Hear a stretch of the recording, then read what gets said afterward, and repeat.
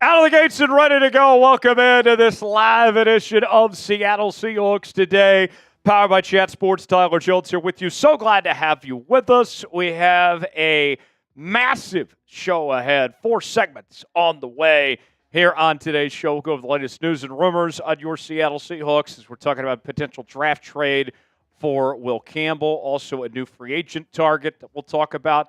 Rasul Douglas, formerly of the Buffalo Bills.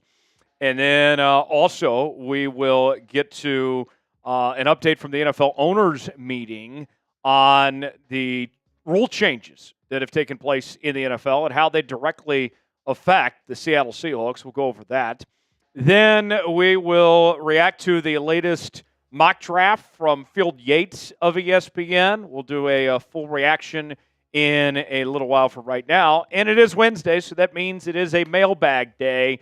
Use hashtag Seahawks or Super Chat to get your mailbag questions on today's show. Go ahead and start getting those questions in now, and that'll make life easier on us for that final segment here on the show.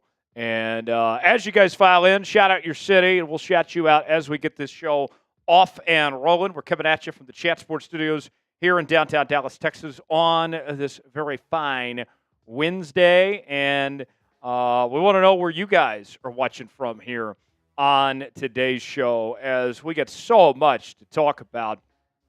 And we are so pleased that we can be here with y'all. Let us know where you guys are at. Already got 65 people in the building. Let's see. We got Juan is in San Diego. Liberty Now, checking in from Washington. Good to see you. I got Cecil in Lacey, Washington. Tim is in Vancouver, Washington, checking in. Tim, Vancouver, Washington, one of the greatest places in the country to live. You don't have to pay income tax in Washington. You do all your shopping in Portland, in Oregon, and you save on sales tax. Great place. Where else we got? Dalton is in Eatonville.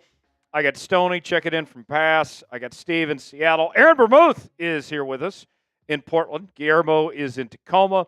Peyton in Port Orchard. I got Michael in Honolulu. Got Ron in Victoria, Virginia. I got No Regret Native checking in from the Res. I got Seafire JM in Fullerton, California. Where else are we watching from, everybody? Weigh in the chat right now and tell us where you guys are at. Got James in Tacoma. Good to see you, James.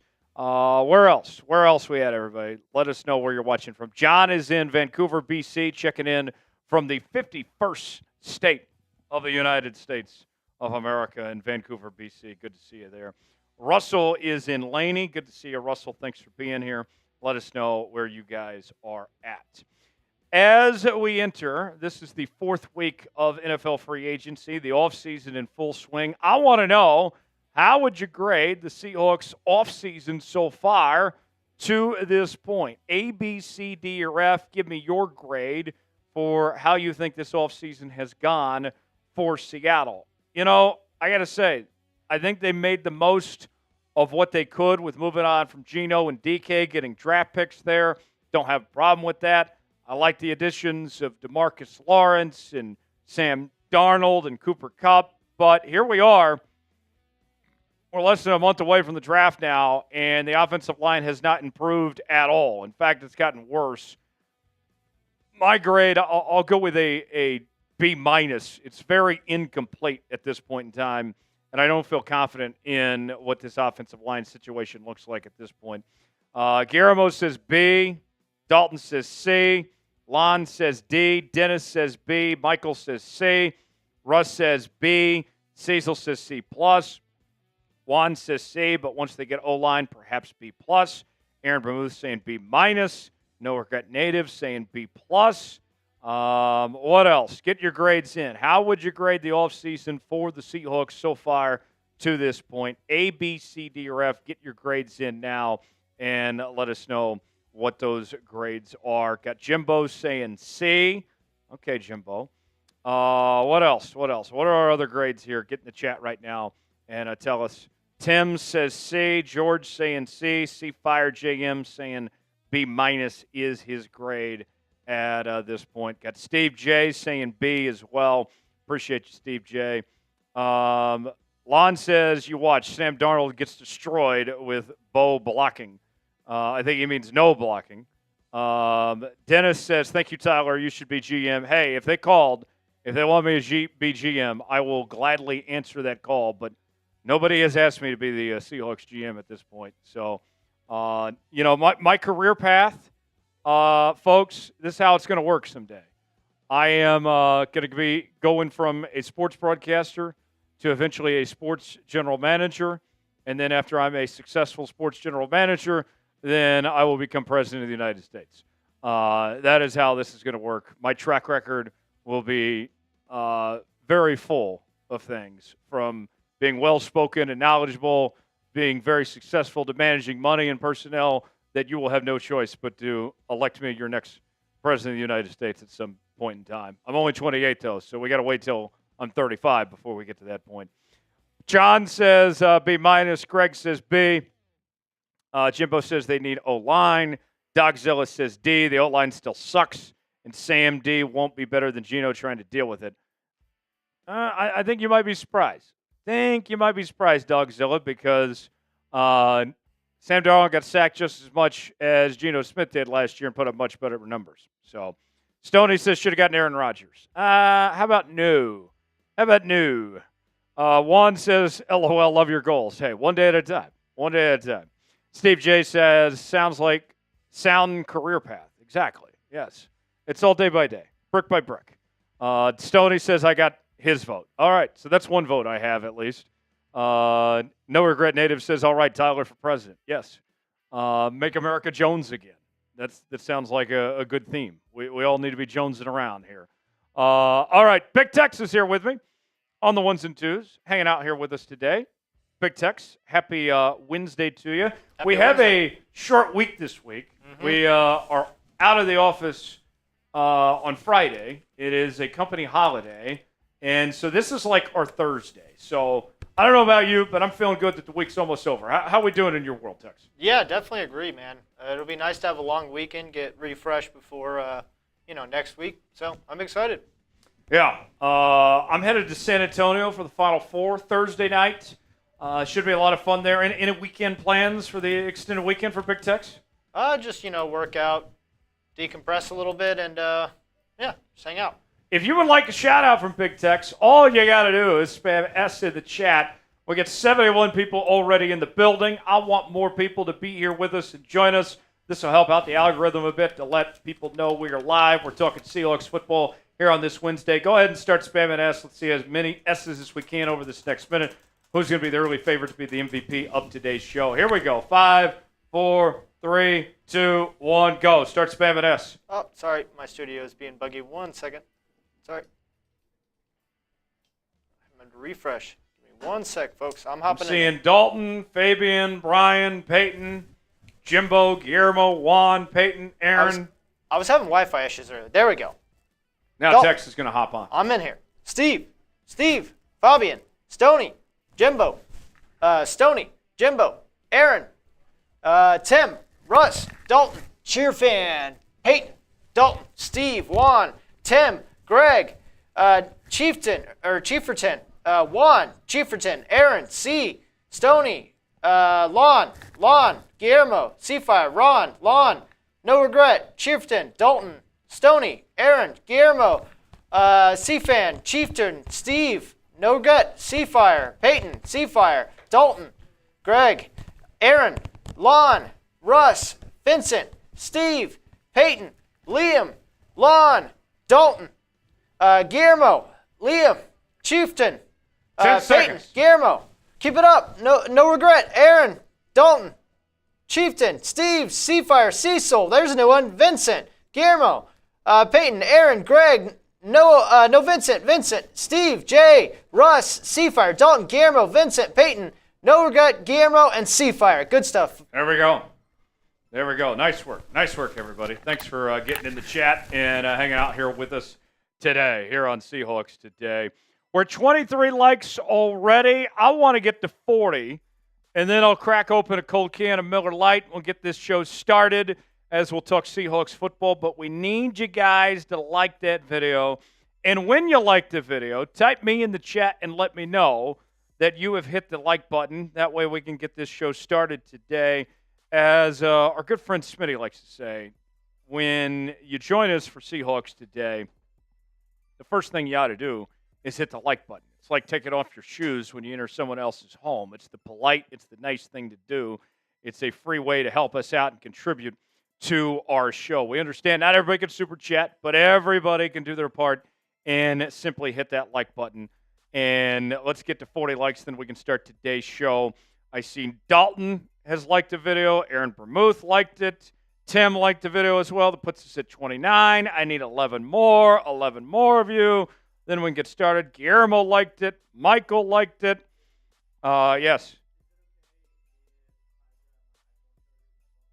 Yeah, that's fine. Manny liked it. Michael liked it. Greg liked it. We're at 34 now. David liked it. Russ, Jimbo. I need 6 more. The audience is growing. Keep on going. Keep on going. 40, and we can start today's show. Steve liked the video. Michael says, you've been liked, good sir. Thank you, Michael. Thank you for that. Jingle liked the video. I won't call you by your full name, Jingle. You already know this. Who else? Brian did. Liam did. Lon says he was the 15th like. Ty, you better like the video. You better like the video. Don't make me come find you because you didn't like today's video. Who else did? Seafire JM did. Jingle. Dalton says it's at 41. It is. It is. I want to see if we can go ahead and get to 52 while we're at it. We're only 6 more away. 6 more away. And I'm still giving shout-outs for people that liked the video, too. Carl did. Jonathan did. Much appreciated. Can we go ahead and get 6 more while we're at it? Can we go ahead and get to 50? That'd be nice if we could get to 50, if y'all can help us out. Yeah. Let's see. Dogzilla says, what's this show supposed to be about? It's so confusing. What are you talking about, Dogzilla? It's a very straightforward show. We've told you exactly what's coming up here on today's show. News and rumors, NFL owners meeting, ESPN NFL Mock Draft reaction, Q&A mailbag. All right? Everyone knows we do this show twice a week.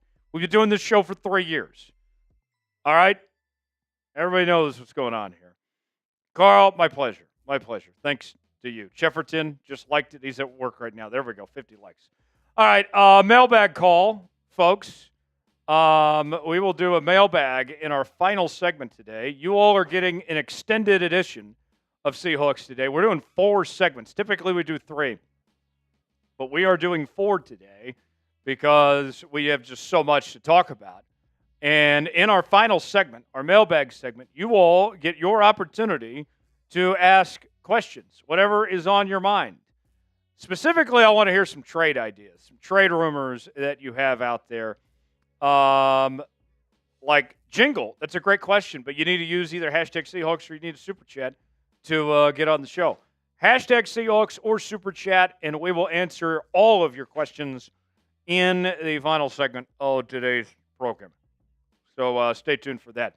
Gingerbread Man already with the first super chat of the day. I can always count on Gingerbread Man. Gingerbread Man has been very loyal since the Sam Darnold signing and has been one of our top super chatters and top contributors to the show. I know I can always count on him. We haven't even got the super chat menu, and Gingerbread Man already sending in a $20 super chat. Where did I put my beer? I set him down in the kitchen. That's where it is. I'll open up my beer in a second. They're on the counter in the kitchen. My bad. Gingerbread Man, I will open up that beer when Tex grabs it for me in a minute, and then we'll get the drinking started. Appreciate you, Gingerbread Man. Gingerbread Man with the first super chat of the day. Let's go. Spam Gingerbread Man. Sam Darnold, he's the Gingerbread Man. We're excited about Sam Darnold and this next era of Seahawks football. New quarterback coming in off of a fantastic season with the Minnesota Vikings. Cannot wait. That'll be a spin on the wheel of punishment. Yes. There we go. Big Tex helping me out. Your hand okay, Tex?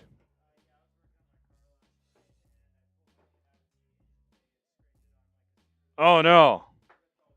Oh, poor Tex. Gingerbread Man, cheers to you. We'll spin the wheel of punishment. This is to all the 12s today. Go Seahawks. Happy Wednesday, everybody. Hump day, happy hour here on Seahawks today. Cheers to you. All right. We'll do the wheel of punishment for Gingerbread Man coming up in just a moment. Here's the Super Chat menu. If you would like to be like Gingerbread Man and contribute to today's show, first-time Super Chatters get the Seahawks chant. $5, we will give you a beer cheers.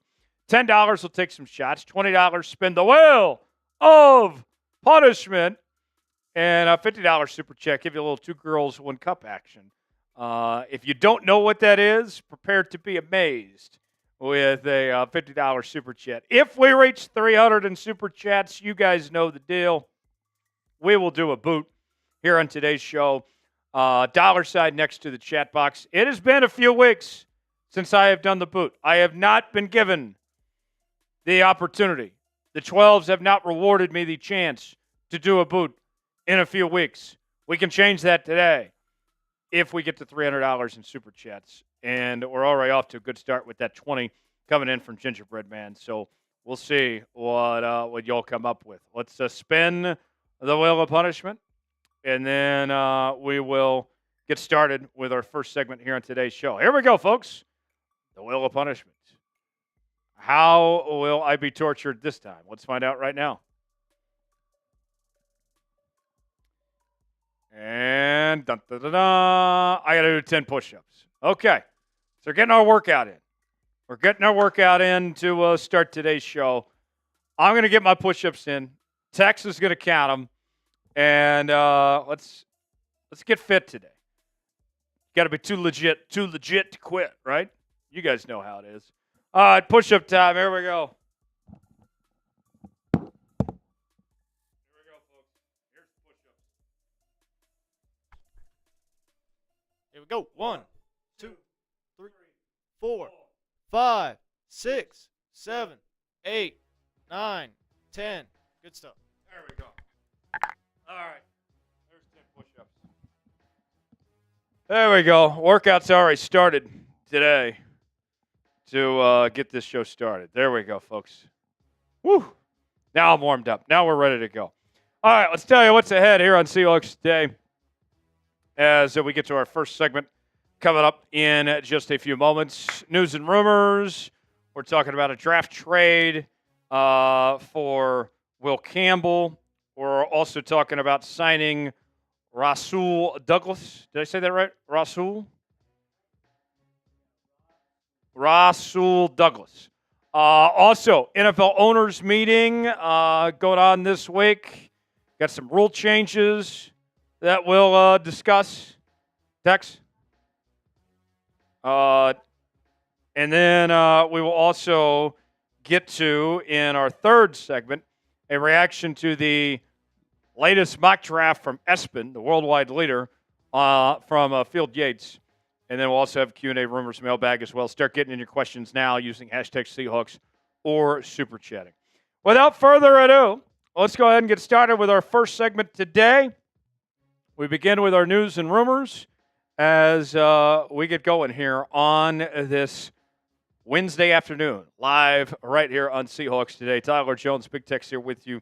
Segment 1 starts right now.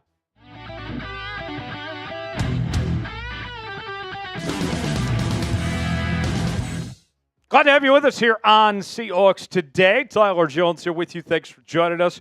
Could your Seattle Seahawks be trading up in the 2025 NFL Draft for offensive lineman Will Campbell?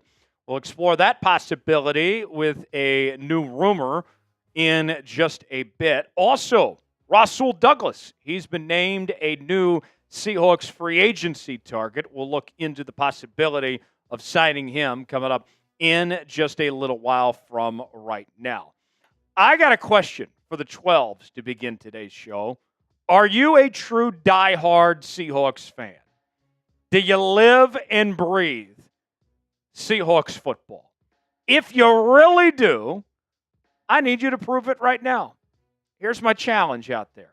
I want to see at least 1,000 12s in the chat for everybody across the internet, everyone all across the world, to hear from the 12s loud and clear.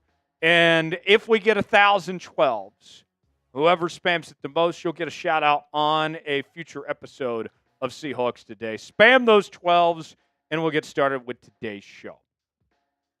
Athlon Sports is predicting that Seattle will trade up to the 10th overall pick in order to draft LSU offensive tackle Will Campbell. It's an interesting idea for a couple of reasons. You get the offensive line help you're looking for, and then on top of that, you have to trade up. What does the cost look like to potentially make that happen? Let's go ahead and dive in and see what Athlon Sports had to say. It's no secret the Seahawks need to make some massive upgrades to their offensive line, so they make a bold move here to start that process. In return for the 50th overall pick, Seattle jumps ahead of a division rival with similar needs to land Campbell, who would be an instant upgrade at guard with the potential to take over one of the tackle spots down the road. So you're telling me, folks, that all Seattle has to do to move up and draft Will Campbell is give up their 18th and 50th overall pick to move into the top 10, and they get a very good offensive lineman that's an immediate starter that I'll find a place for, whether it's at guard or tackle, either one, and then I'm set. Count me in. I love this idea. Here's the trade proposal put together by Athlon Sports. It involves the Bears, who currently own the 10th overall pick. You swap from 18 to 10, and you give up the 50th overall pick, and that's it. You don't have to give up any more picks. You don't have to give up future draft compensation either. To me, that sounds like a very good idea for Seattle to make this trade if they so choose. So let's ask you guys now, your chance to be John Schneider here on Seahawks Today. Would you do this? Would you trade up in the first round to bring in a guy like Will Campbell? Type T for trade, P for pass. Way in the comments section, let us know what you think, if you would trade for Will Campbell or not. Coming up later on, we are going to talk about the possibility of signing Rasul Douglas, formerly of the Buffalo Bills, as he's available in free agency. He's been named a free agent target for Seattle. We'll have more on that coming up later. Before we do, though, let's continue on Will Campbell and get to know him a bit further. Personally, I think Will Campbell is the best offensive lineman in this draft. So if I get the opportunity to select Will Campbell here and move up, I am getting as good of an option as anyone out there in this class. Will Campbell played his entire career with the LSU Tigers, won the Jacobs Blocking Trophy this past season. He was a consensus All-American and a two-time first-team All-SEC selection. His grades, according to Pro Football Focus last season, he had an overall grade of 72.2. Pass block grade was really strong, 80.6. Run block grade was okay, 69.7. That will need some work. Sacks allowed 2. Got called for 9 penalties. That number is a little bit high. His stats, according to Pro Football Focus as well, allowed 5 hits, 11 hurries to go along with the rest of his grades there. So what does the scouting report look like for Will Campbell? Well, he's got excellent balance, very good play strength. He navigates double teams very well, which is going to be very important at his position. He's got renowned leadership skills, known as a guy that can be counted upon even at his young age. He's very impressive as an individual in that sense. This is the type of guy that you would want your daughter to marry. And the big knock on him, he does have mediocre arm length. So he could start at the guard spot and potentially move to tackle later on, or he just might be a guard long term. But you have enough needs in this offensive line. Will Campbell's good enough that he will start for you and be a difference maker in some way, shape, or form. So let's ask you, should the Seahawks draft Will Campbell? You got two options here. Type D for draft, type DD for don't draft. How do you feel about Will Campbell after that scouting report? Get that comment section and let us know which way you lean. Folks, we got a great deal we're offering. Cooper Cup jerseys are on sale now at chatsports.com/cup. And for a limited time, we are also offering free shipping on said jerseys as well. It's all in one place, chatsports.com/cup. We also have Sam Darnold jerseys available at that same link. Go see for yourself now, along with the rest of our Seahawks merchandise. It's all right there at chatsports.com/cup to get yours today. The link is in the comments and the description of today's video. Let's move on now. Got another rumor for you. This one courtesy of Bleacher Report. Mo Motton has named Seattle as a top destination for free agent cornerback Rasul Douglas, formerly of the Buffalo Bills. Mo Motton writes the following. Rasul Douglas has been a ball-hawking cornerback and a defender who's prone to give up big plays over the top. The 30-year-old has recorded at least 3 interceptions in 4 out of 8 seasons. On the other hand, he's allowed a passer rating of 108.5 or 6 touchdowns in 4 of his last 7 campaigns. He may need a change of scenery. He's still capable of forcing turnovers, and that will help him get a decent salary. He's a prime candidate for a bounce-back year in 2025. I don't hate the idea of bringing in Rasul Douglas.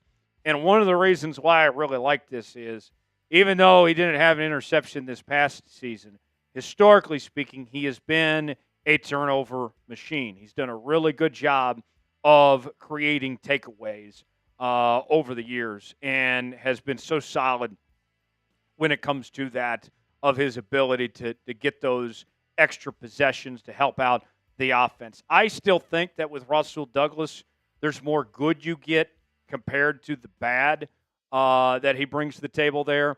And I think that with this Seahawks defense that could use some help at the corner spot, could use some depth, he's a guy that could come in, compete, and get playing time immediately on this team. Let's tell you more about Douglas here. 2017 third-round pick out of West Virginia by the Eagles, previously played with the Panthers, the Packers, the Bills, and also won a Super Bowl championship earlier in his career. And if we take it a step further and look at his statistics, here's what we're talking about here, folks, of just the ability that he has to create turnovers. Last season, 1 forced fumble, no picks. The year prior to that, 5 interceptions, 4 interceptions in 2022, along with a forced fumble. And in 2021, he had 5 interceptions and 1 forced fumble. His coverage stats were not great, if we're going to be honest, last year, as he allowed over 400 receiving yards, 4 touchdowns, did have 5 pass breakups, and that QBR number was awfully high at 124.1. His projection, according to Spotrac, is about a 3-year, $37.71 million deal. Seattle has plenty of money to spend, and they could bring him in and still have a lot of cash left over for the NFL draft. So this is something they can do if they want to go this route. Should the Seahawks sign Rasul Douglas? Type S for sign. Type DS for don't sign. Which way do you lean towards? Do you like the idea of bringing Douglas to Seattle? Your chance to be John Schneider and let us know. Now, it's no secret. Seattle needs some depth at the cornerback spot. You got Rick Woolen, who's got some question marks. He has not been the same corner that he was since his rookie campaign. Devin Witherspoon is turning into a superstar before our very eyes. And then you got Josh Jobe there, who I don't feel great about as a full-time starter.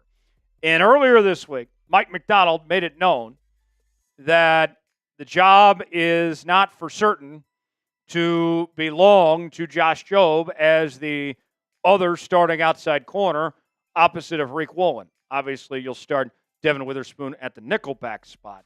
And I like hearing this from Mike. In case you missed it earlier, this is what he said this week on the cornerbacks and Josh Jobe in that situation. He said, a wise man once said you can never have too many corners.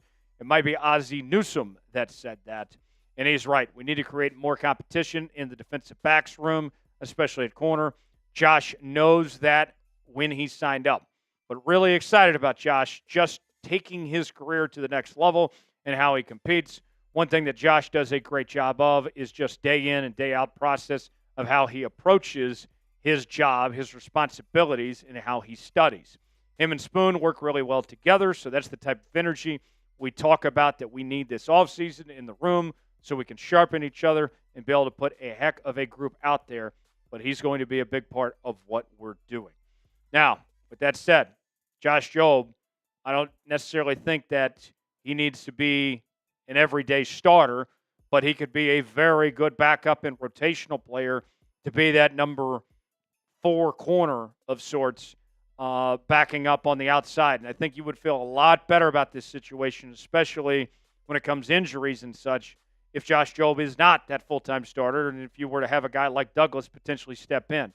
Jobe's numbers last year, he had 1 interception. It was off of the MVP, Josh Allen, the first pick that he threw all season. 7 pass breakups, also had 37 tackles last season as well. So let's ask you, should Josh Jobe start this year at outside cornerback, or should they look for other options, whether it be in free agency or a trade or the draft?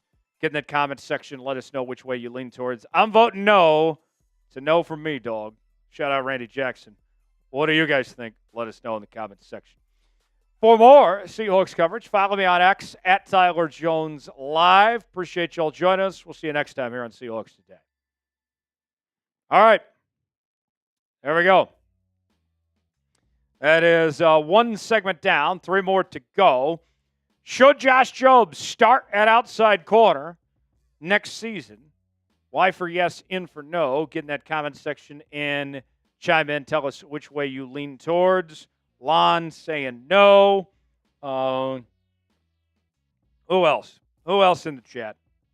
I know we got some super chats we'll catch up on here in just a moment.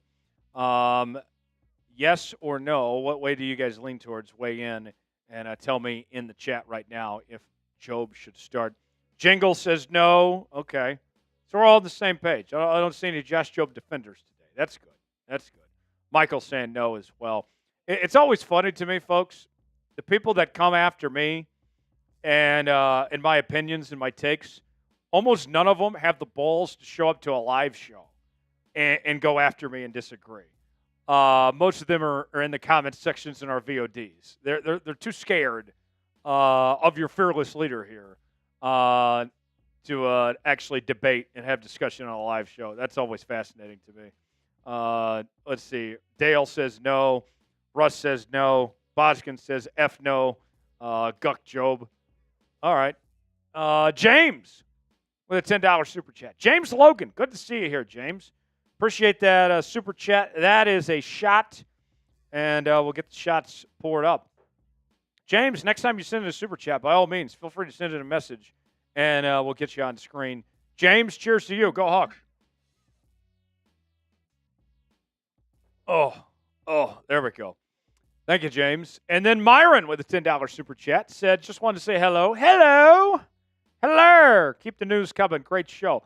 Always a pleasure.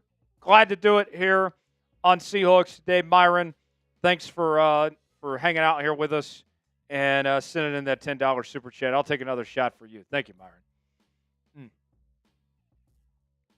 Oh, there we go. All right, it puts us at $40 in super chats now. Got to get to 300 to get to a boot today. We're making some progress. Still got a ways to go. Got 3 more segments left. Quarter 1 in the books. We'll head to the second quarter here in just a moment. First-time super chatters get the Seahawks chant. $5, we'll do a beer cheers. $10, take some shots. $20, spin the wheel of punishment. $50 will be a little 2 girls, 1 cup action. here on the show as well. So don't miss out on that. And we love anytime we get the chance to answer Super Chats and hang out with you all here on today's show. We'll go ahead and get to our second segment now as we're talking rule changes that have gone on to NFL owners' meetings. We'll tell you what those are and how it directly affects Seattle coming up here on today's show. So without further ado, let's go ahead and get started. Segment 2, the rule changes, what's ahead for Seattle. We'll tell you about them right now here on Seahawks Today. Let's get started. You're watching Seattle Seahawks Today by Chat Sports. Tyler Jones, your fearless leader, here with you. Thanks for joining us. On today's program, we are giving you the latest from the NFL owners' meetings going on this week, as we have seen a lot of changes to the rule structure ahead of the 2025 season. We'll tell you what those changes are and how they directly affect your Seattle Seahawks. We'll go over that and more coming up in just a moment. Before we do, speaking of ownership, how about JoJo? That's my JoJo, Jody Allen. That's what we call her around here, JoJo. Let's show some love to Jody Allen, holding things down as the Seahawks owner took over for her late brother, Paul Allen, kept the team in the family. And I know it wasn't easy circumstances that she's been dealt to take over this team with everything that happened. But I want to shout out Jody Allen today here on today's program. If you want to do the same and show some love to JoJo, then go ahead and hit that like button. Let's get at least 500 likes on today's show to show some love for JoJo. We don't talk about JoJo enough around here. And what she's done as the owner of this team, in addition to the Portland Trail Blazers as well. Hit that like button for JoJo, and we'll get started with today's program. Let's begin with the kickoff rule changes. The NFL instituted a brand new kickoff policy in 2024 where they took the kickoff style that we saw with the UFL and the XFL, and the idea was that it would be safer and more exciting. They got the safety part down, but there was way too many touchbacks, and we didn't see the kickoffs nearly as effective for the receiving team as what was anticipated. ESPN's Adam Schefter posted this on X. He said the following: NFL's kickoff proposal was separated into 2 votes today. One that passed, one was tabled. Number 1, the football now moves to the 35 after a touchback. That passed. No vote at this time of the onside kick modification. It will be picked up at the May meeting. So we might have more on that coming up later in the year. And then there's this. With this touchback spot change, the NFL has been projecting an increase in the return rate from 33% in 2024 to between 60 and 70% in 2025. There are some downstream aspects that could come into play in terms of field position, sourcing, game management, when you add that many plays. So this puts an emphasis on kick returns and incentivizing, not kicking, touchbacks, meaning you will need more return specialists for these big returns and plays to happen. If I were in charge, what I would have done instead of worrying about the touchback is I would have just moved the kickoff back from where it's at now. I think that would have solved this issue here, but instead we're going to move the touchback. And basically, I can't imagine too many coaches being too thrilled with the idea of giving their opponents starting field position at the 35. So I do agree that this will avoid more touchbacks, but it's not the perfect solution necessarily. You look at Seattle's special teams unit right now, and you have some pretty decent return options. Kenny McIntosh, Cody White. You just brought in Steven Sims, who I'm very high on, and I think Steven Sims has a shot to make the 53-man roster with what he's done in return coverage over the years. And now I think that if you're Seattle, whether it's through the draft or the next round of free agency or into training camp in the preseason, you're probably going to look a little closer into your return options, and you might use up a roster spot just for a return specialist because of how important it is going to be to the kicking game going forward from here. Do you like the new kickoff rules that the NFL is putting in place? If so, type Y for yes. If not, type in for no. Chime in on our pinned comment today. Weigh in. Let us know what you think. Today's show is sponsored by our friends at PrizePicks. PrizePicks is the place to go for daily fantasy made easy. Here's how it works. You choose 2 or more players on any given category. Get the choice of more or less, whether you're talking fantasy points, rebounds in basketball, goals in hockey, home runs in baseball, all sorts of different categories to choose from. Springtime is here, and baseball season is officially underway. Don't miss your chance to add your favorite players from the diamond in your PrizePicks lineup. Whether it's strikeouts, RBIs, or first-inning runs, take your pick of more or less for your shot to win up to 1,000 times your cash today. On PrizePicks, you can mix and match player projections from different sports, combine your favorite baseball players with players from basketball, hockey, esports, and much more. PrizePicks offers Venmo, Apple Pay, MasterCard, and more for quick and easy deposits into your account this sports season. Sign up today and get $50 instantly when you play $5. You don't even need to win to receive the $50 bonus. It's guaranteed. The second half of the basketball season is here, and the push to the playoffs is heating up on PrizePicks, the best place to win cash on your favorite sports. Download the app today. Use code CLNS to get $50 instantly after you play your first $5 lineup. Download the app today. Use code CLNS to get $50 instantly after you play your first $5 lineup. I'm looking ahead to the big dance action this weekend in San Antonio. Yours truly, I will be there to see it all for myself. I got Emmanuel Sharp to have more than 13.5 points for Houston against Duke. Also going with Walter Clayton Jr. to have less than 20.5 points for the Florida Gators against the Auburn Tigers. If I put $20 down, both those hit, that turns into $60 on PrizePicks. Check out PrizePicks today.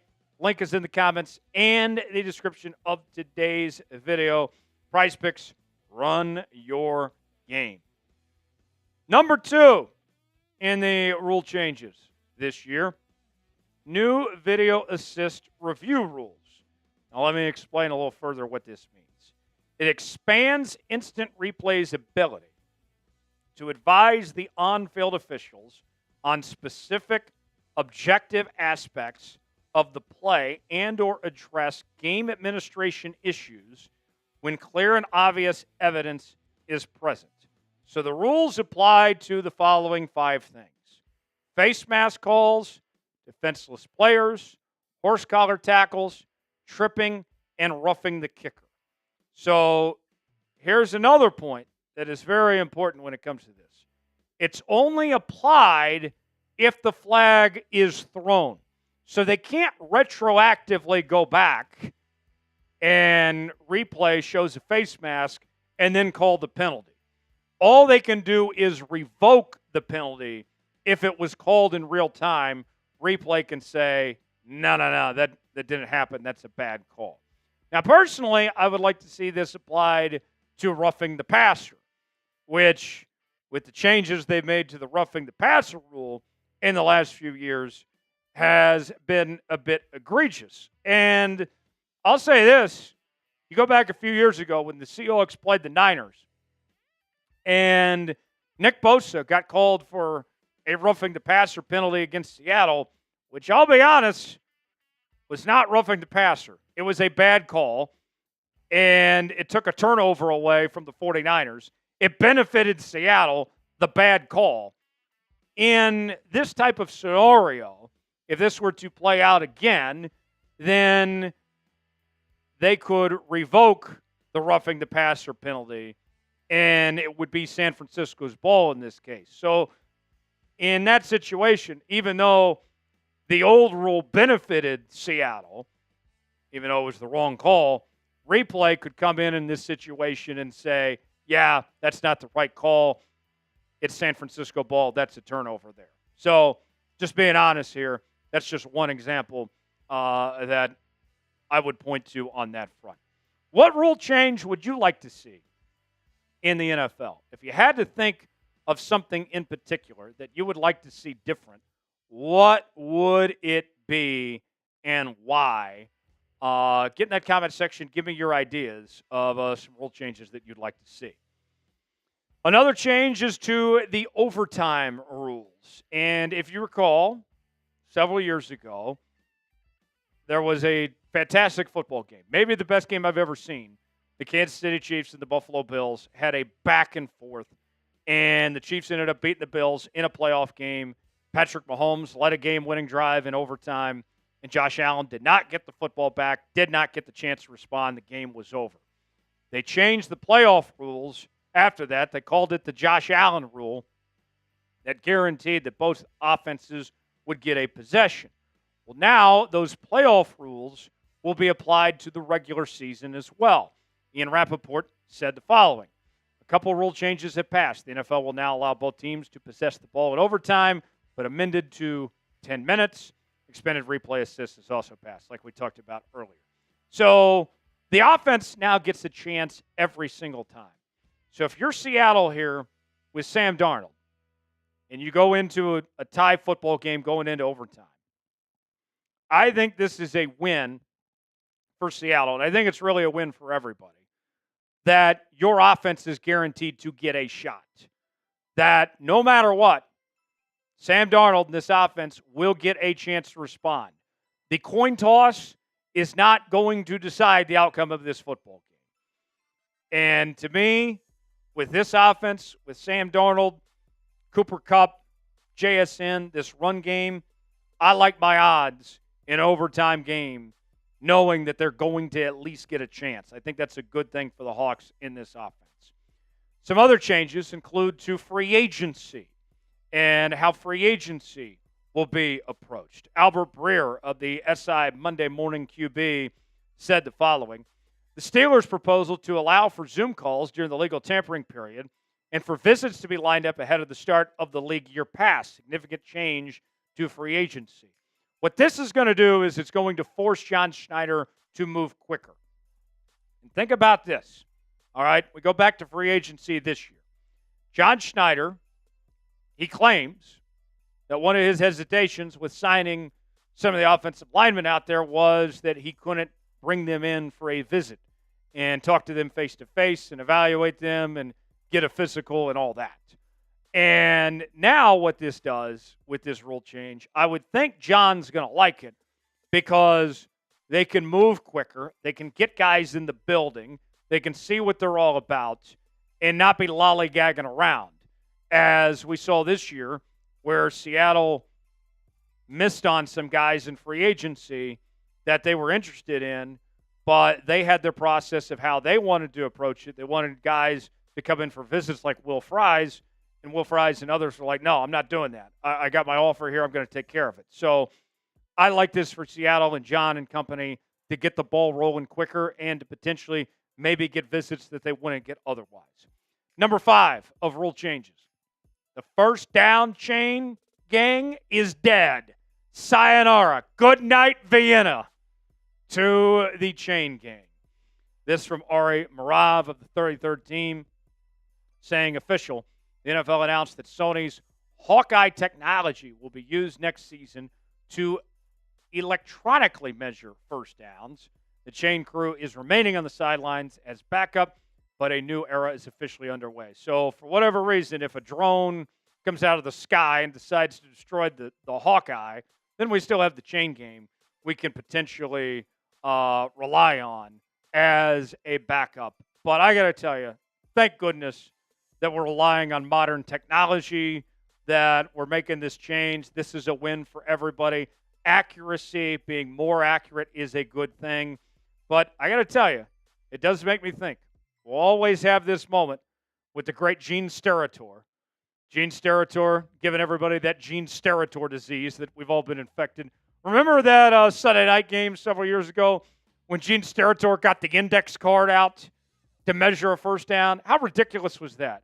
And then we had Gene Steratore with the face afterwards. See? You see what I did there?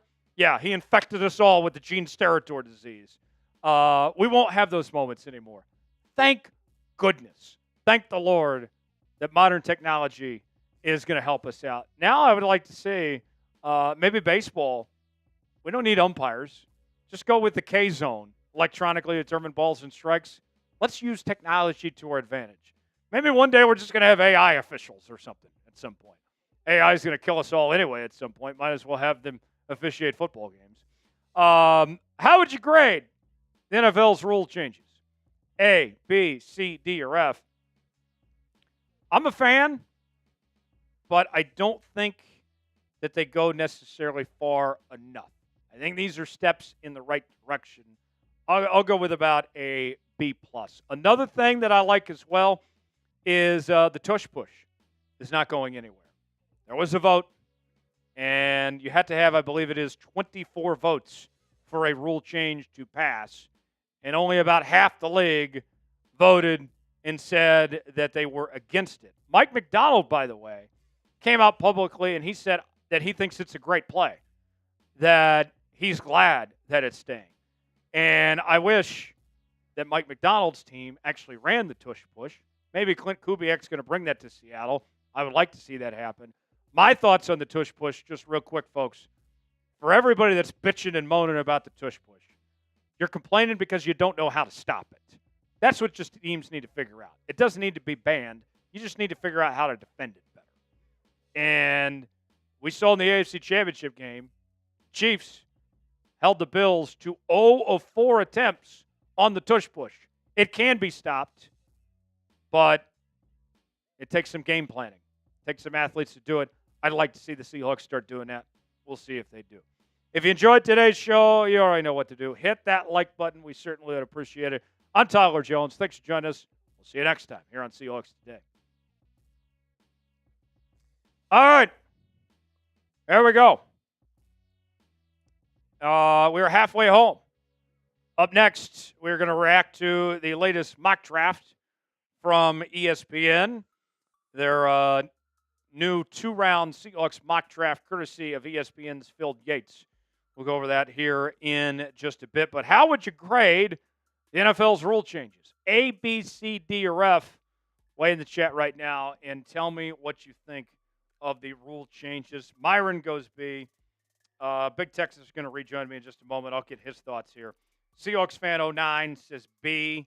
I think my grade was a B with the rule changes. I like it, but it doesn't go quite far enough. I'd like to see some more potential changes here. Tex, Yep. What do you think of these rule changes? Anything stand out to you of the changes the league made with these rules here in 2025? I think it's good, the overtime rules specifically. The changes they made there. I like the kickoff rule. Kind of changes the dynamic of kickoffs for the NFL. And I'd probably give it like a B grade. Is there a rule that comes to mind that you'd like to see changed? I can't think of one off the top of my head. My big one that I'd like to see changed, Tex, just in football in general. I think the NFL has it right, but I think college has it wrong. Defensive pass interference in college, I think, needs to be a spot foul.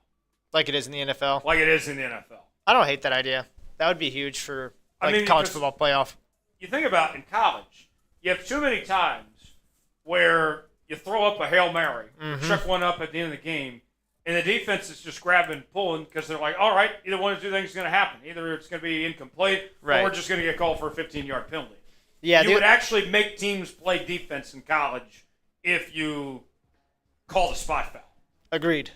I think the only one that I could really think of is I think it's silly that like the nose wipe is like out of like it's banned. I think it should reverse that, but they won't. What did they say? That referred to gang violence? Yeah, that's ridiculous. I've never thought of gang violences with that. No, it's just cool thing that CeeDee Lamb does on the Dallas Cowboys. That's it. It's not that deep, but it was for them, so they banned it. And that's kind of the issue I have with the league sometimes is their policy. No fun league. No fun league. Yeah, they just like cancel culture, a lot of stuff. It's just too much. Very well said. Super chat menu, if you guys would like to send in a super chat. We're going to do a mailbag coming up later. I definitely need some more questions. If you send us a super chat, that'll get priority. in the mailbag segment we'll bring you coming up later. $ next to the chat box. You can also use hashtag Seahawks to get your questions in. First-time Super Chatters get the Seahawks chant. $5, do a beer cheers. $10, take some shots. $20 will spin the wheel of punishment. $50, give you a little two girls, one cup action. And if we reach $300 in Super Chats, we're at 40 right now, we will do a boot. Been a few weeks since I've done a boot. We'll see if we can potentially change that today. That mailbag coming up later. Make Big Texas life easier, folks. Start sending in your questions now. Don't make us wait around. We have things to do, places to be. We want to leave just as much as you guys do once this show finishes. So start getting in your questions so we don't have to wait. Hashtag Seahawks or Super Chat, and we'll answer your mailbag questions coming up later on in the show. Up next, mock draft reaction. Field Yates of ESPN has a brand new 2-round mock draft for your Seattle Seahawks. We'll go over his picks, and we'll give you our thoughts on his picks, as well as the rest of the mock draft coming up in just a moment, and then we'll do the mailbag to follow after that. So let's go ahead and continue now with our mock draft reaction here on this live edition of Seattle Seahawks Today. Segment number 3, halfway home, as we continue here on today's show. Let's get started. Welcome in to Seattle Seahawks Today, powered by Chat Sports. Tyler Jones here with you. Thanks for joining us. We have a brand new 2-round mock draft from ESPN's Field Yates that he put out this week, which includes both the first and second round picks for Seattle. We will show you who Field is projecting the Seahawks take, give you his analysis. We'll react to it coming up in just a bit. Tyler Jones here with you. Thanks for joining us. Before we go any further in today's show, folks, we continue with our pre-draft sub-battle between some NFC powerhouse channels here at Chat Sports, and it is very close, folks. This battle going on right now. As you can see, we have a lead, but not by much. Seahawks Today has picked up 1,569 new subscribers. Very nice. 49ers report not too far behind, 1,562. Cowboys report also there at 1,555. If you want to stick it to the whiners and the cowgirls, then we need to do our part to win this sub-battle. If you subscribe, you're going to get daily news and rumors, sometimes 2 and 3 videos a day. 2 live shows a week on Mondays and Wednesdays. Breaking news, interactive Q&A mailbags, and more, all right here on your Seahawks offseason headquarters. Subscribe now for free, youtube.com/SeahawksTV, and we'll get started with today's show. Field Yates of ESPN, he does a terrific job covering the National Football League. He has a brand new 2-round mock draft for all 32 teams, including Seattle. And we're going to go over each one of his picks and break them down, show you what he had to say and react to it. Let's start at 18th overall, where Field is projecting the Seahawks go with Texas wide receiver Matthew Golden with their first-round pick. And might I add, in this mock draft, Field had some trades involved. So he has Seattle staying at 18 and going receiver with Matthew Golden here. Here is what Field Yates had to say. Following their trade of DK Metcalf and release of Tyler Lockett, the Seahawks have made small strides to retool their receiving room beyond Jackson Smith and Jigba. Cooper Kupp was the headline acquisition, and Marquez Valdes-Scantling will be an occasional deep threat for Sam Darnold. But the room is far from complete. Golden ran the fastest 40-yard dash of any offensive player at the Combine, 4.29, and that speed pops on his tape. He also explodes in and out of his breaks, which helped him tally 987 receiving yards and 9 TD catches in 2024. For those wondering how Seattle could possibly bypass the interior offensive line, with Zabel off the board 1 pick earlier, I'm just not sure the Seahawks would reach for Ohio State's Donovan Jackson or Alabama's Tyler Booker. Now, I've said on this show before, I like Matthew Golden. I really do. I have a second-round grade on Matthew Golden, and I would be more than okay with drafting Matthew Golden in the second round. But as of late, we have seen the mainstream media push this narrative of Seattle drafting a wide receiver in the first round And there have been more mock drafts featuring Matthew Golden specifically going to Seattle at 18. And the reason why I read into this a bit is because these mock drafts, folks, are not just what Field Yates or Mel Kiper or Matt Miller, what they're feeling teams like Seattle should do. The mock drafts that these guys are doing is also based on the intel that they are receiving from scouts and GMs and insiders on what these teams are likely to do. So I am fearful that this narrative that's being pushed by the drive-by media here about Matthew Golden in Texas actually means that Seattle might be interested in using that 18th overall pick on Matthew Golden. Not great. Not great, my friends. More on Matthew Golden. Played for Texas and Houston. He was the second-team All-Big 12 selection in 2023 with the Cougs. His pro cop is Nate Burleson. And if Seattle gets Nate Burleson out of this, then that would be pretty good. Who knows? Maybe Matthew Golden has a career ahead of him hosting CBS This Morning or something after his football career. Golden, his statistics, you can see he took a big jump up in production this past season with the University of Texas as they went to the SEC championship game and the college football playoff semifinals with 58 catches, 987 yards, and 9 touchdowns. He's also very effective as a return specialist, and we saw a lot of that at Houston in particular. And you look at his numbers, averaged 17 yards reception, only had about 4 drops this past season, 58 out of 83 on his total targets this past year. Matthew Golden was really good for Texas and a big reason why their offense was so explosive. You go over his scouting report. He's got great long speed and burst. He's a separation creator. He keeps DBs on their heels. You never know what's coming next from Matthew Golden. He's a threat every single time he touches the football. He's got good body control, but the big knock on him, I would say, is there are some strength concerns. He probably needs to add on a bit of muscle here in the NFL to take that next step. So let's ask you, should the Seahawks draft Matthew Golden at 18 overall? You got 2 options here. You can type S for select, P for pass. Get in that comment section. Tell me what you think. We move ahead to 50th overall as Field Yates is projecting that Seattle goes with East Carolina cornerback Siobhan Revel Jr. Here's more from Field Yates on the pick. Yes, Seattle is pretty set at cornerback to start the season with Reek Woolen, Devin Witherspoon, and Nehemiah Pritchett atop the depth chart. Drafting Revel is more about depth and planning for the future, though, especially since he's coming off an ACL tear. His speed and man coverage skills will be an asset in time.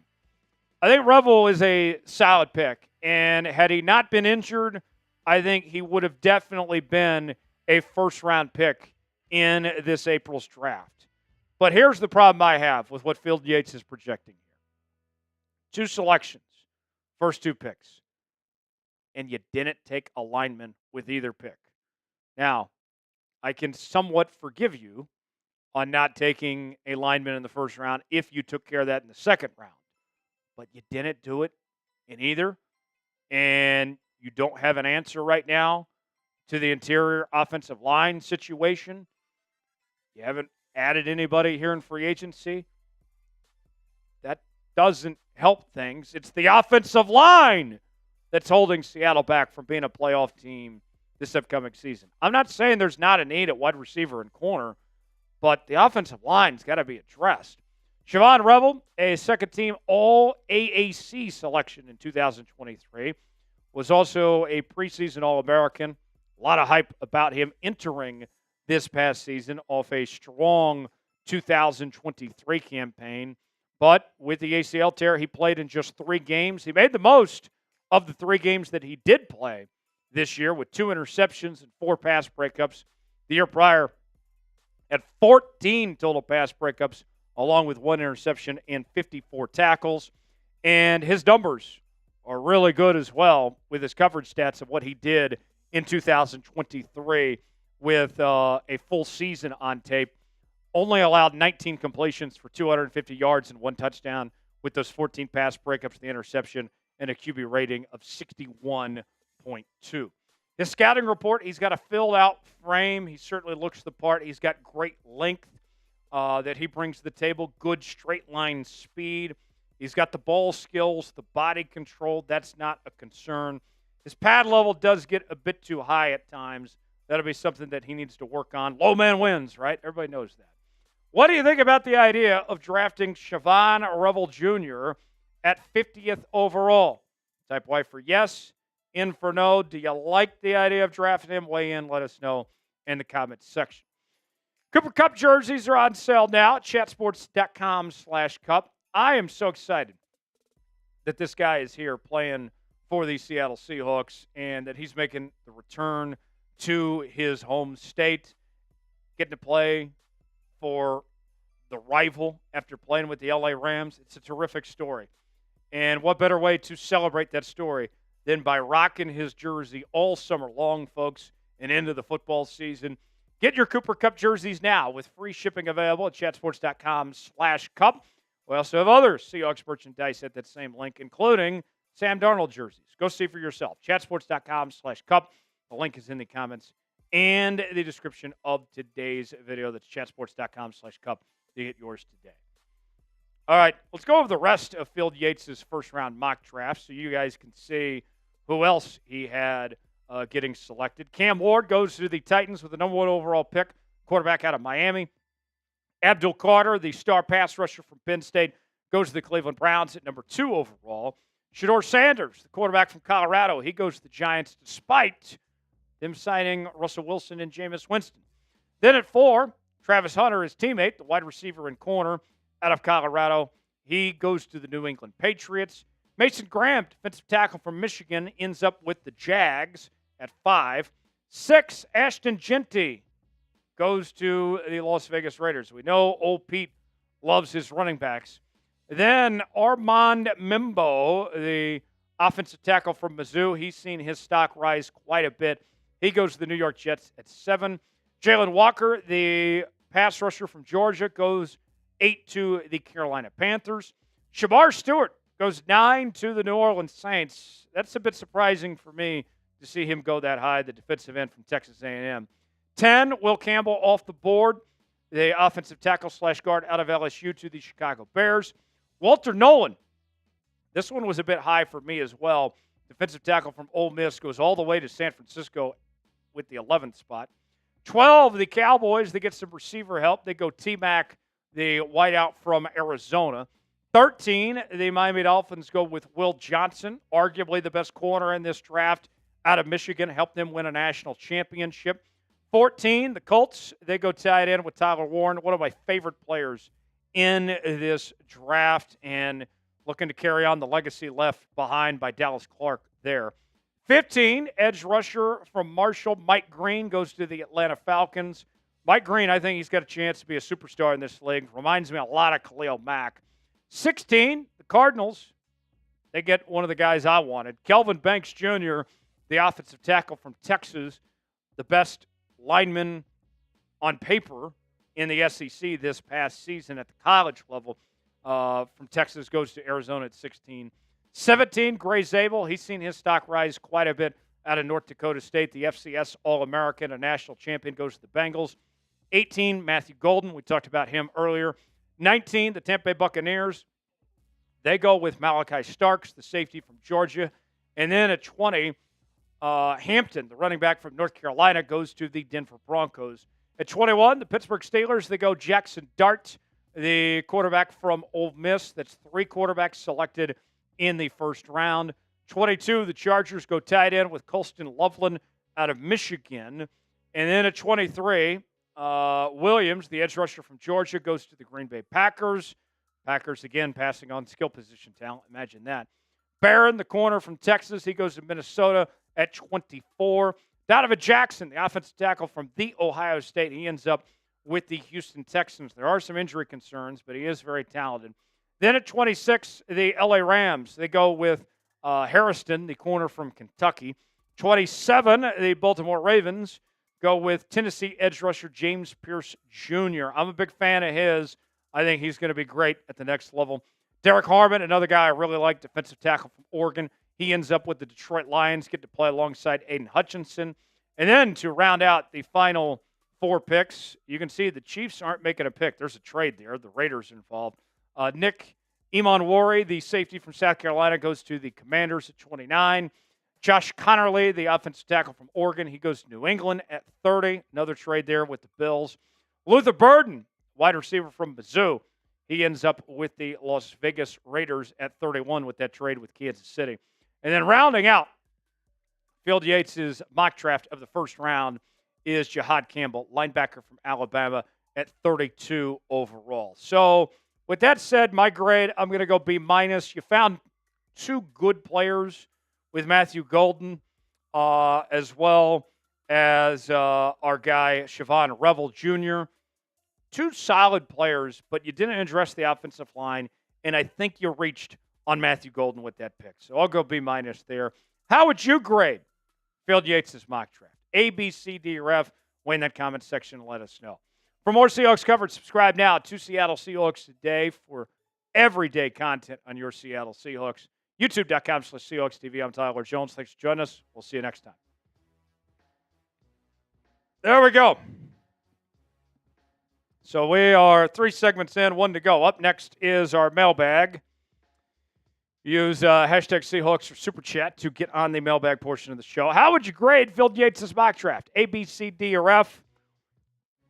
I see Myron's got a C in there. I went B-. What do you guys think? Weigh in and let us know what your grade is.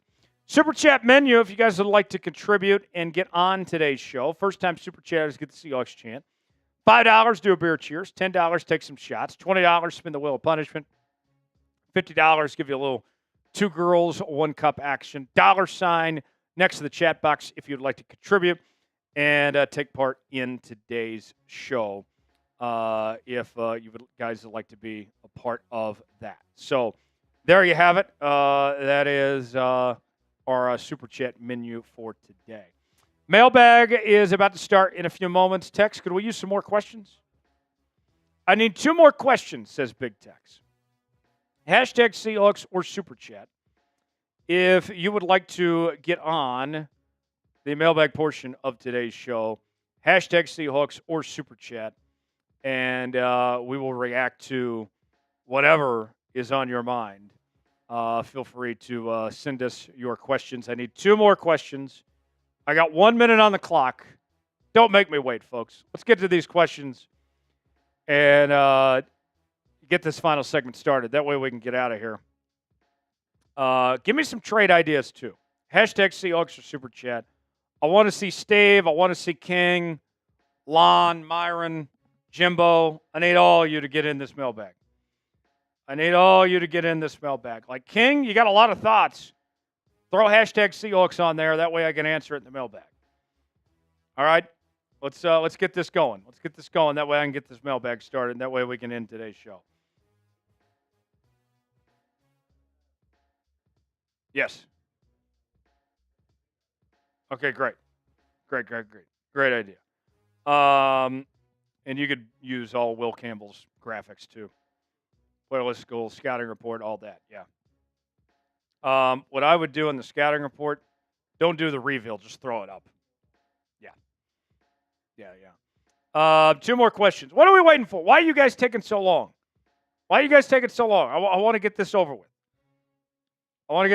Like Dalton, I see your thought there. Throw hashtag Seahawks on there. That way we can get through this segment. I can get out of here. Y'all are slow. I don't have all day. My friends.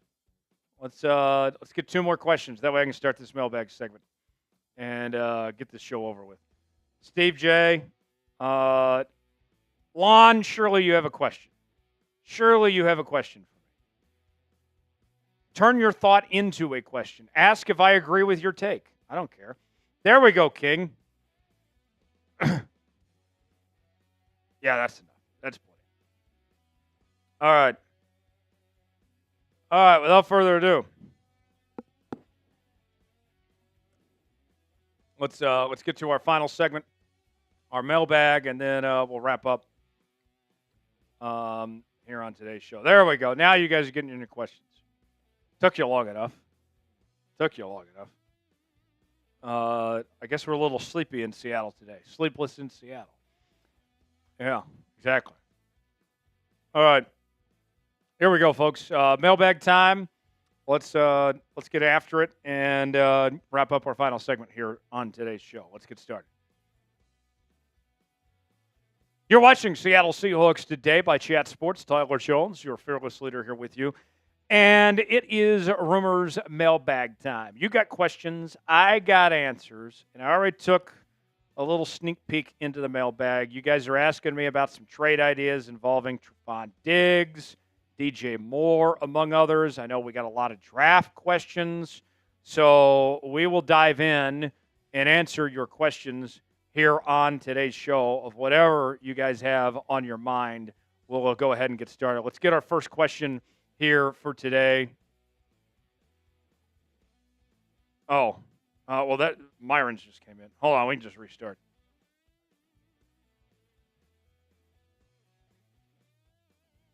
Okay, hold on a second. Sorry, folks. Time out.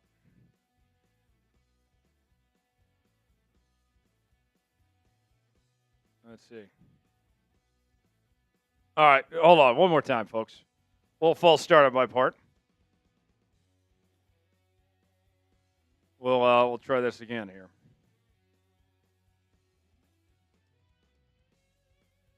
When that happens, just throw up one of the questions. Okay. All right. One more time, folks. Try again. A little technical difficulties there, but here we go. Bear with us, my friends. Here we go. All right. Take two. Here we go. 3, 2, 1.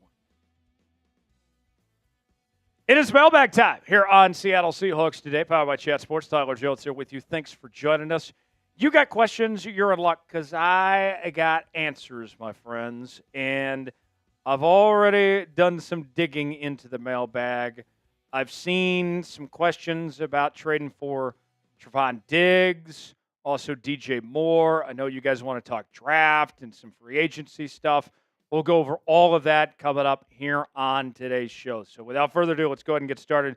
Begin with a $5 super chat from Myron, who writes in, what is the latest on free agents, offensive linemen right now, movement right now? Well, we heard from John Schneider earlier this week, and he said that he is in a holding pattern, that it will likely be after the draft before he signs a free agent offensive lineman, and that will likely be a cap casualty type of player.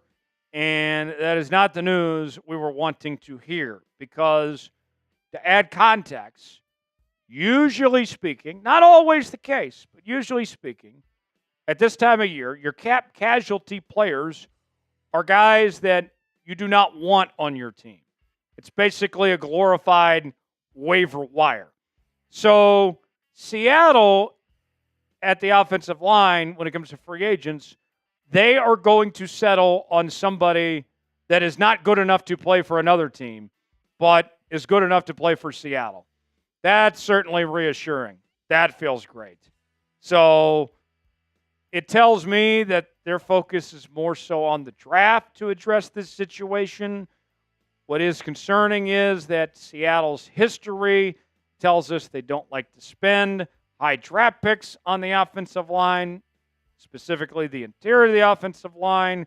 So I'm not feeling so great that this situation is going to get handled, because it's the number one thing holding Seattle back from being a playoff team next year is fixing this offensive line. And right now, it is far from fixed, my friends. Folks, I want to make sure not only you're subscribed to Seattle Seahawks Today, but also that you are a part of the Noti Gang. Those are the people that have their notifications turned on. They're the first to know when we have new content here on the channel, whether it's a live show, whether it's a mailbag, or you guys are getting to submit questions to us in real time like we do each and every Wednesday here on the channel. We got it all here on Seahawks Today. We're bringing you 2 and 3 videos a day, breaking news, everything, all in one place. Subscribe now for free and turn on your notifications. That way you never miss a moment. Join the Noti Gang. If you're part of the Noti Gang, spam Noti Gang in the comments section and subscribe now for free. YouTube.com/Seahawks TV. Turn on that Noti bell, and we'll continue here on today's show. Seahawks, Hawks all day writes in. Could the Seahawks trade for Trevon Diggs? So I've heard some rumblings that Dallas could be potentially looking to move Trevon Diggs. And with Diggs, you get the good and the bad. He has done a really good job of creating turnovers. He's been an interception machine. You go back to 2021 when he had 11 interceptions. That was an unreal season from him. But this is somebody that, while he does a really good job of creating takeaways, he has struggled in coverage. Either he's getting an interception or he's giving up a big play. It's one or the other. And to me, as Diggs gets older, the money that he costs, I don't necessarily like that proposition. I can find guys for a cheaper price that can go create turnovers and that won't give up the big plays that Trevon Diggs gives up.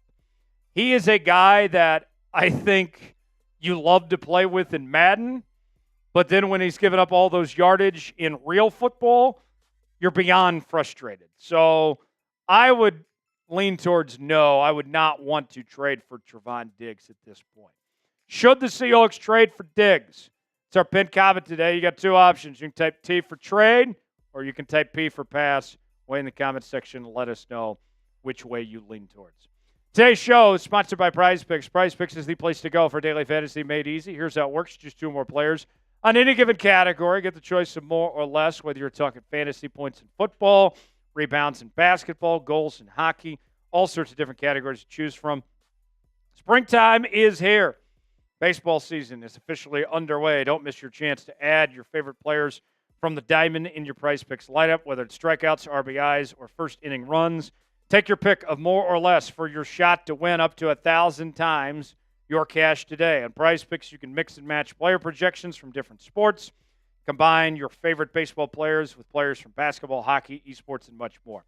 Prize Picks offers Venmo, Apple Pay, MasterCard, and more for quick and easy deposits into your account this sports season. Sign up today and get $50 instantly. When you play $5, you don't even need to win to receive the $50 bonus. It's guaranteed. The second half of the basketball season is here, and the push to the playoffs is heating up on Prize Picks, the best place to win cash in your favorite sports. Download the app today. Use code CLS. Get $50 instantly after you play your $5 lineup, your first $5 lineup. Download the app today and use code CLS. Get $50 instantly after you play your first $5 lineup. The big dance going on in San Antonio. I am there, and I am vibing in San Antonio, folks. A heck of a time. I went with, for Saturday's games, Emmanuel Sharp for the Houston Cougars against Duke to have more than 13.5 points. Went with Walter Clayton Jr. of Florida against Auburn to have less than 20.5 points.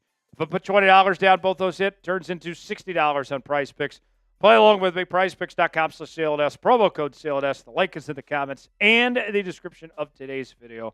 Prize Picks, run your game. Check out Prize Picks today. All right, next question. Jason Tucker writes in, #Seahawks, who should we really get for offensive line? Well, I'm looking at the draft. There's a number of names that I would sit here and feel pretty good about. Will Campbell, I think you'd have to trade up for. Kelvin Banks, I'd be very excited if he's still available at 18. I think he'd be great. Gray Zabel from North Dakota State is another guy that catches my attention, I think would be very good. And then Tyler Booker at the guard spot. If you want a true guard, he is the best true guard in this draft. If Seattle doesn't take an offensive lineman in that first round, I'm going to be pretty disappointed. I hope they do. We'll see. 12s for life writes in, any chance the Seahawks would be interested in trading for DJ Moore? DJ Moore, there's been some rumblings that Chicago might want to move on from him. Last season came close to 1,000 yards, 6 touchdowns, close to 100 catches. He's really, really good. You know, I would say that if he is actually available and if the cost is reasonable, I would be all ears to bring in DJ Moore. And then you have a loaded receiver room with Cooper Kupp and JSN and DJ Moore. Then you got MVS there.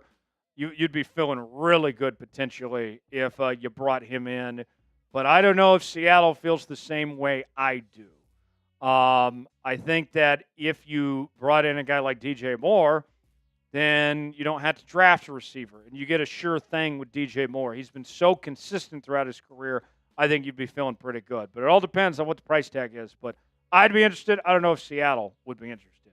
Should the Seahawks trade for DJ Moore? You got 2 options here. You can type Y for yes, N for no. What do you think about the possibility of bringing him in? Weigh in and let us know. Cfire JM writes in, what will it likely cost to trade up to Will Campbell? Well, I'm glad you asked. Because this is something we talked about on the show this week. There was a trade idea that the folks at Athlon, does anybody even still read Athlon these days? They put together this trade package. They had Seattle moving up to 10 to get Will Campbell, and all they had to give up was the 18th overall pick and the 50th overall pick. They give up those 2 picks and move up to 10. Sign me up, and you get arguably the best offensive lineman in this draft. To me, I think that is a very reasonable situation for Seattle if that opportunity presents itself. If Chicago wants to trade down, you got 10 picks in this draft. You're likely not going to use all 10 picks. You're at a position of strength, and you get your guy you're looking for. I think Will Campbell starts at the guard spot at this level and then potentially moves over to the tackle spot. There are some questions about his arm length, and that's probably one of the reasons why he starts as a guard. I don't know if Seattle's going to re-sign Abraham Lucas. I think they would lean towards no at this point, so maybe he starts at guard. Abe moves on, and you slide him over to the right tackle spot after that. So, yeah, Will Campbell, I'll find a place for him. I'd be more than willing to trade up and bring him in. Jefferton writes in, will Kenneth Grant be available at 18, and do you think the Hawks will draft him if he is? He very well could be. I think he's within that range where Seattle's picking 18. But I hope they don't. I hope they don't draft him because I want a lineman. I want a lineman, damn it. Kenneth Grant's a good football player, and I think he's going to have a very good career. But you have more pressing things. You have more things you need to take care of on this offensive line. If you get Kenneth Grant, I'm not going to be mad. I'm going to be disappointed. Now, let's see what they do about the offensive line with the other picks. The Boskin writing in, what will be the first 3 picks for the Hawks without an O-line pick because John hates the O-line? Well, if they ignore the offensive line, we've heard reports that the receiver position could be an option, whether it's a Matthew Golden or a Mecca Ibuka. Then I would think corner would be a possibility with Revel as an option there. And then if I can't pick offensive linemen, then probably an edge rusher or defensive lineman gets in that mix potentially as far as that goes. But I hope they don't waste those 3 picks without getting an offensive lineman. Last question. Steve J. writes in, could Jeff Bezos be the next owner of the Hawks? Steve, yes. Yes, he very well could. We know that Jody's going to sell this team someday. It's in the bylaws of the transfer after Paul's death that this team has to be sold at some point. And I would say the favorite is Jeff Bezos. He passed on the Washington Commanders. One of the things that we talked about on this show before was some people asked, what about Amazon owning Thursday Night Football? Is that a conflict of interest? And the NFL has already said it's not a conflict of interest. Amazon can have Thursday Night Football, and Jeff Bezos can be an NFL owner. And he's got more money than God. He would give them every resource imaginable. You talk about facilities. I know that Lumen's a great stadium, but he could make it even tip-top shape, even better than what it is. He could upgrade the practice facility, all the locker rooms, everything you could possibly imagine for these players. Jeff Bezos could do that other owners might not be able to do. And here's another element I would throw in out there, whether it's Jeff Bezos or any owner that could potentially buy the team. Now, the NFL is allowing 10% ownership stake to private equity. And I know a lot of people may not like private equity, and believe me, I understand why. But I would say that whoever buys the team, I would say there's a greater than 10% chance that private equity will likely be involved in the next ownership group. And by the time that the Seahawks do sell, whether it's in a couple of years from now or however long it may be, the NFL might raise the stakes where private equity gets to own a larger percentage than just 10%. Basically, we are through with the days of one owner owning a team. You pretty much, because of how expensive these teams are, you have to have an ownership group. And Jeff Bezos could dish out the most cash. He could be spending 80 or 90% of it, but there's going to be other people involved, whether it's private equity or maybe it's a former player or other business partners. It's going to be a lot potentially. But yes, Jeff Bezos, I would be all ears. I would love it if Jeff Bezos bought this Seahawks team because they could do whatever they wanted.